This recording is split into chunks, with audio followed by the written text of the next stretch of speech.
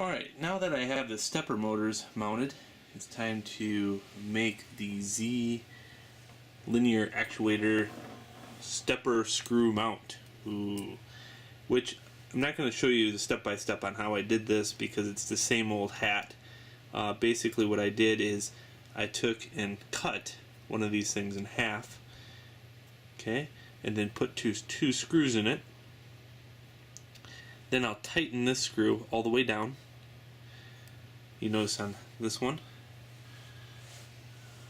it's very hard to show that, I guess. Here, let's try it at this angle.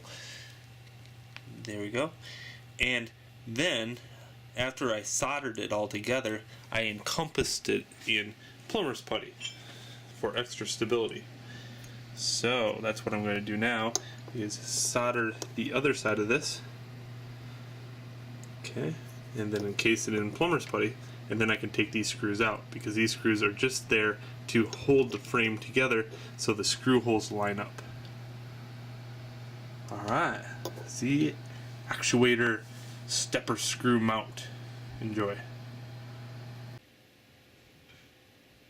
Alright, now that I have that piece in place, I also have mounted the stepper motor at 100%. I have that epoxy clay there. Okay, so the Z-axis is going to be ran off 2 stepper motors because I figured that other things that I plan on running in the future are going to be heavier than this Dremel, so I'm planning for those.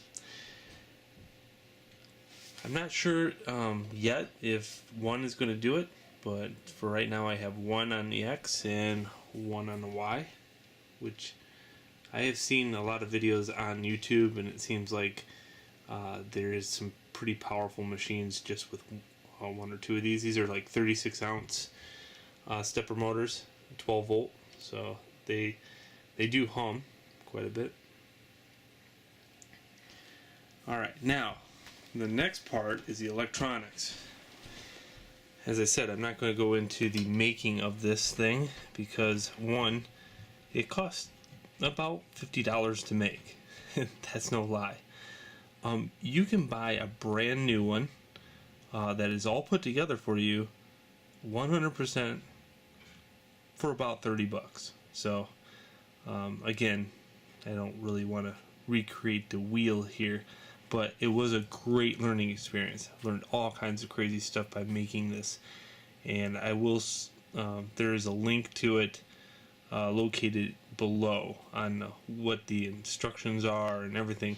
I actually got this off Instructables.com,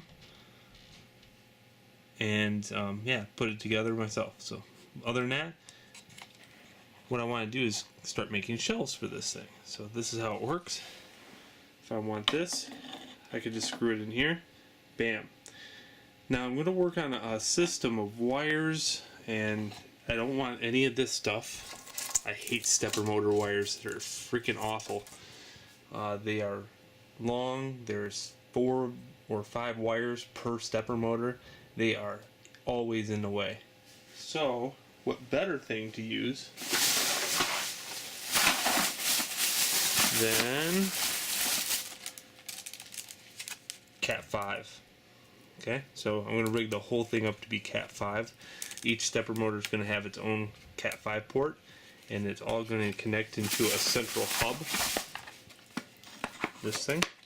Again, I got these at Lowe's. Cat 5 voice and data expansion board. Ooh. Which will be mounted on this. Okay. Again, plexiglass is amazing. You can mount anything to it. And what's cool is you can see all the electronics still. Alright, so that's in the future.